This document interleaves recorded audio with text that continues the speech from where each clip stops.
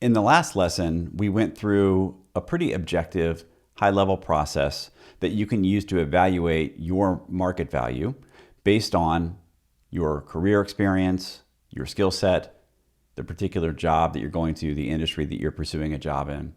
A lot of objective factors that will give you a sense of what your market value is for the job that you're pursuing. In this lesson, we're going to take another step toward calculating your minimum acceptable salary by adjusting the market value estimate you got in the last lesson for subjective factors that might be unique to you.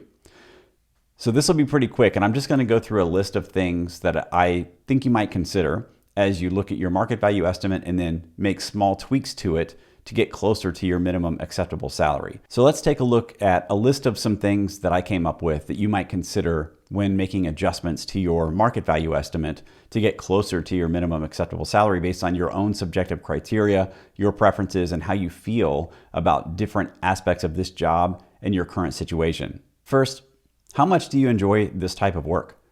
It may be that you've been looking for a job like this for a very long time and you finally found one that's really interesting to you in a unique way. And so you might be willing to take a little bit less compensation. So you might adjust your minimum acceptable salary down a little bit to allow for the fact that this job is interesting to you and unique and you don't think you'll find another one like it soon.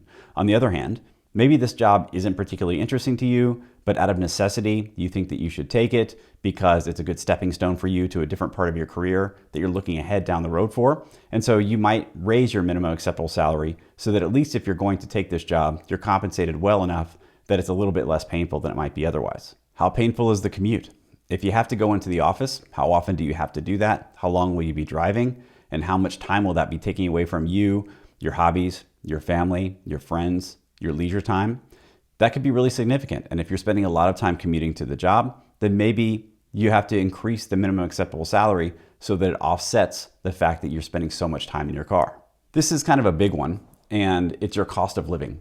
So if you're relocating to a place where it's going to be very expensive to live, then you might make sure that you adjust the minimum acceptable salary up a little bit. You might be in a place where it doesn't cost very much to live right now. And so you would normally accept a lower minimum acceptable salary, but because you're moving to a higher cost of living place, you need to make sure that you also adjust the compensation that you expect to reflect the cost of living in that new place.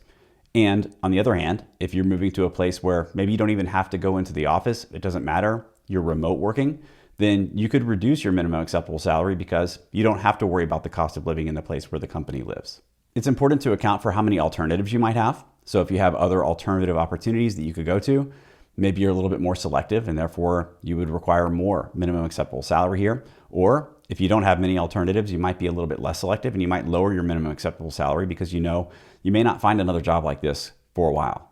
You might consider vacation time. If you're used to a significant amount of vacation and you're moving to a place where you're getting less vacation time, you might want to be compensated more to offset the lesser vacation time that you'll be getting. On the other hand, if you're getting unlimited vacation time, or if you're working remotely and you have a really flexible vacation schedule, maybe your minimum acceptable salary would be a little bit lower because the quality of life will be so much higher.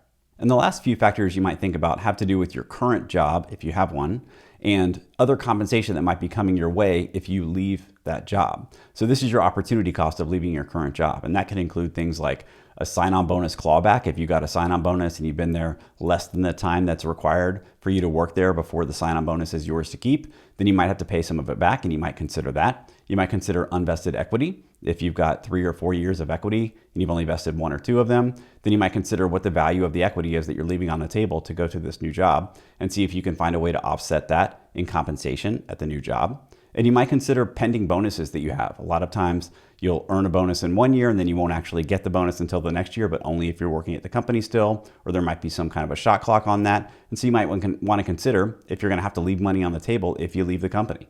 So those are some factors that you might account for when making subjective adjustments to your market value estimate to get closer to your minimum acceptable salary. In the last lesson, we talked about your market value estimate, which is objective external data that you use to determine what you think the value of your skill set and experience is in the industry that you're going to, and maybe even for the company that you're going to work for in the specific job that you're going to do.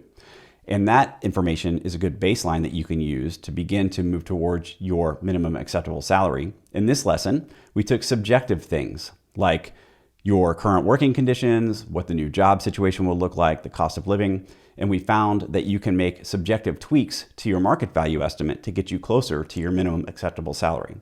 And the last thing that you'll want to do is just sit back, kind of take all that information in, do some math, and figure out what is your actual minimum acceptable salary. That's your big takeaway from the Know Your Numbers module, is what is the compensation that they need to offer you in order for you to say yes and go do that job.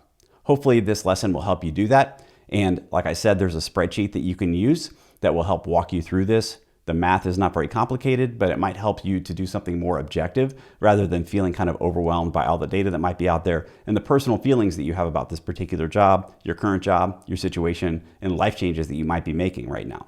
So now you only have one homework assignment, and that is figure out what your minimum acceptable salary is for this particular role. If you have multiple job offers that might be pending, you'll need to do this for each one of them. And it's an important exercise to do for each and every opportunity because it will give you a better sense of exactly what you can expect and how you evaluate it when and if each of those opportunities make you an offer.